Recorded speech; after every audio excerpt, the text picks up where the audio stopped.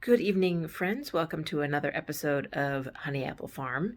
It is cold and supposed to snow tonight, so I thought it might be fun to play you guys a video tour of the garden from the middle of July when everything was green and leafy. I recorded this for a friend of mine whose name is Precious, or nickname is Precious.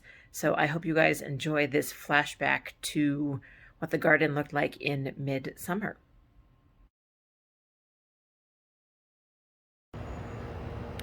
Hello, Precious. It is 7:30 on Friday, July 15th, 2022, and as promised, we'll be a full garden tour. This is probably going to be kind of a long video. I will try to make it snappy. So I'm here in the back corner of the lot. That's the back door, and the steps coming down, and we have 5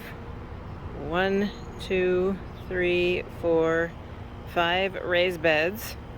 Got a little bit of stuff there along the foundation, and I've got these beautiful sunflowers. These are called mammoths. I'll get back to the beds in a minute. These are called mammoth sunflowers, and they're all the way down our fence line. The chain link fence you can see is about 4 feet tall. Might be 3 feet tall. And as you can see, these things are huge. These mammoths are supposed to be 10 to 12 feet tall. They're absolutely huge, and they go all the way down the fence line. Let me show you just how thick one of these stems is. I mean, that's my hand. It's like 3 finger widths wide. It's huge. These stalks are just enormous. And here's actually a really good shot. Let me see if I can zoom out for you. There we go. That is one of the new ones that just opened today. And the bees just love them. You can see there's a big bee there. So they go all the way down our fence line. And then here, right behind where I was standing when I opened the shot, is what we call our wildflower bed. The tall sunflowers in the back are more mammoths. And actually, they're supposed to go all the way across the back. There are actually mammoths back there, but I planted them later than these. So these ones back here up at the top are a little more further along. And the first one of those just opened today. And then the ones that are almost as tall, that are dark in front of them, those are called, let me see if I can get light. There we go. There we go. Those are called Evening Sun, and they're all the way from, like, this one is yellow, and actually as it gets older, the brown is fading from the petals, and then some of them are so dark. I don't know if you can see, like, right next to it. For example, there's a dark one. Most of them are supposed to be like a deep red. Like that one is both. That's one actually. That's what the first one looked like when it first opened. Kind of orangey, brown, red, and then yellow. I'll do a close-up of some of the red ones in that variety pack, but I like these Evening Suns because I like the color variation on them, and they're also multi-flowered. So these big mammoths, all they do is grow one single flower, which is fun, and they're huge, but like then they grow one flower and they're done after all that work. And they grew like weeds. I mean, these things grew like crazy this year. They love the heat. But the Evening Suns have multiple flower heads, and they just keep blooming as far as we can tell. So those are our favorites going forward. And then down here, this lighter green stuff here, this is Love Lies Bleeding Amaranth. Let me see if I can show you. I don't know what's happening down here. Something is getting all kinds of flopsy, and I don't know why. Not supposed to be flopsy. Let me see if I can show you here. That is one of the buds on Love Lies Bleeding. So there's a few of them that are starting to bud out, which is really exciting. There are some sunflowers in here, like that's a sunflower. This one's supposed to be like a really frilly golden one. We don't have any of those in bloom yet. They're all kind of slow movers, and I'm not sure 100% why. They're all, they're supposed to be the closest 2 rows, I think, in the bed are supposed to be these golden frilly ones, and they're taking a while to get going. I don't know if they're just slow growers or what, but ooh, I see some, yeah, see? I see a flower starting there, actually, so we may have one of those. So let me come over here. These cinder blocks, which kind of help to delineate the edges of the patch, actually came from our neighbor. He had them in his garage and didn't want them, and I said, I'll take them. I figured I could use them for something, and you can hardly tell amongst all the weeds in here. Let me go here. But these are marigolds. There's a couple marigolds in between the different blocks, and we grew those from seed. I actually grew them along the front driveway and transplanted the extras.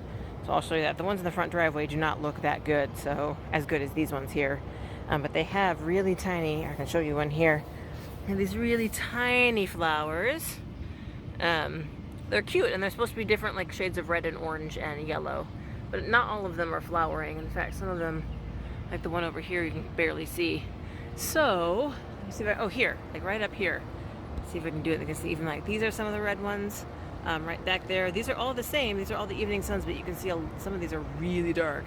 And some of them are really yellow. And these ones are actually getting more yellow as they go on. So that is a wildflower bed. There is also in here, oh, you can see it here. That is Ivy Leaf Morning Glory. I don't think we actually have any Morning Glory flowers because it is too damn hot back here. But I like the vines. So we got that in here. And I've planted a bunch of other stuff in the bed and nothing else came up. Except the amaranth in that one corner and some of that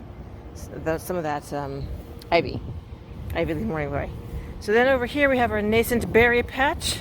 We have berry bush the first, berry bush the second with a tomato behind it, and berry bush the third. The two berry bushes on either side are supposed to produce white blackberries. So they're blackberries, but they stay white. And the idea is that since they stay white, the birds and other wildlife don't see them as fruit because that's not the right color for fruit, and they should leave them alone. So we'll see if that works. This is a traditional blackberry. It did have flowers on it. It did have fruit on it, and all the wildlife ate it before we got to them. So such is the way of things. And then this is our volunteer tomato. As you can see, I tend to chuck tomatoes back here that the birds and stuff have gotten to, and there was this thing growing back here that the people who mow our lawn kept leaving alone, and I was like, well, what are they doing? Why are they leaving that alone? Well, as it turns out, because it was a tomato and they left it alone, and so I came back through and, as you can see, totally sexily and professionally tied it up. Actually, when I first tied it up, it was maybe this high. So they've really grown well. They're growing like weeds, and I come out here every few days or so and pinch them to make sure they're staying relatively straight. And we actually just got the first fruit off of this one. This is actually, we think it's one that we planted last year that I chucked back here because it started growing before I chucked any of the other ones this year. So it's kind of fun to see this volunteer one growing. I don't know what's going on with the shape of these. I just noticed that. That's kind of weird. There's like a little bumpy thing going on there. So that's that patch. Let's go back to so now we go back to the rest of the backyard. These 5 beds were all made from the 4 raised beds. So we have 1 raised bed left, which is this one. We had 4 raised beds along the back wall last year, and because the ground is not level and we didn't do a great job leveling them, they all got really slanty. So I actually took them off. I cut the legs off and put them on the ground. That's what these 4 are, and then this one was made out of the leftover pieces. So we got, instead of having 4 off the ground beds, we have 1 off the ground bed and 5 on the ground beds for the same amount of material. So that was really exciting. I'll get back to this monstrosity here in a minute because it's my pride and joy. So starting at the end here, this is bok choy. It is ridiculously in need of cutting back because bok choy is from Southeast Asia. You may have known that. I did not, and it grows like wildflower here, and it actually grew so fast that it pretty much, we got a couple of harvests of leaves off of it, and then it just bolted and went to flower, and neither Peter nor I have had the heart to cut it back. We have a bunch more seeds we could put in. So yeah, bok choy goes like crazy, and this one is tilted over on the ground. I actually need to come out here and probably stake that up so that they can get through here and mow. But then, oops, hello, I love coming here and picking off the dead heads off the wildflowers. We have in this bed and the next bed, there's 2 bell peppers in the middle, and then we put 2 marigolds on either side and 1 in the middle. And as you can see, the marigolds have just exploded. I'm not really quite sure why. They're kind of spraying out from the middle. This is new. They were just kind of nice and bushy and full like this one here. But these marigolds have gone absolutely crazy, and as you can see, they're just prolific. These were from starts. The other ones were from seed. These were from starts. And the orange ones actually were first, and then we came back in and I put the yellow in because we liked it so much. So yeah, these are our first bell peppers. I actually just took the first bell pepper off this plant today. The top had a squidgy bit on it, but otherwise it was okay. I don't know what these bugs are, but they love to be out here this time of night. They don't seem to be hurting anything. There's no holes in the leaves, no holes in the fruit, so I just let them be. But they walk around attached to each other, which is kind of interesting. But yeah, we're getting real bell peppers. We had bell peppers last year in one of our above the ground beds, and they didn't do very well. I think there just wasn't enough depth for the roots to get really strong. We had maybe like one small bell pepper. So yeah, we're really excited about these. 3 of these are meant to turn, like you can see some of them are turning red. They're actually meant to turn all the way yellow. And then one of them, in I think it's this one in this bed, is meant to go all the way red. So these are our pepper beds. Lots of good stuff in here. This one, I love this one. I don't know if you can see it. There's a bell pepper kind of nestled all the way down in here, and I just love knowing that it's down there. So yes, this is bed number 2, and it's just started to be visited by the same insects as bed number 1. The other thing, and I do need to come in here and cut these, I should mention, these, it's mostly overgrown now, but there were some Ohio spiderwort that our neighbor gave us through here, and I'm looking to see if they survived. They might not have done, but that's why this is not cut, because there were some transplants in there for our neighbor across the street. All right, sorry, distracted. Back to bed number 4. This is our basil bed.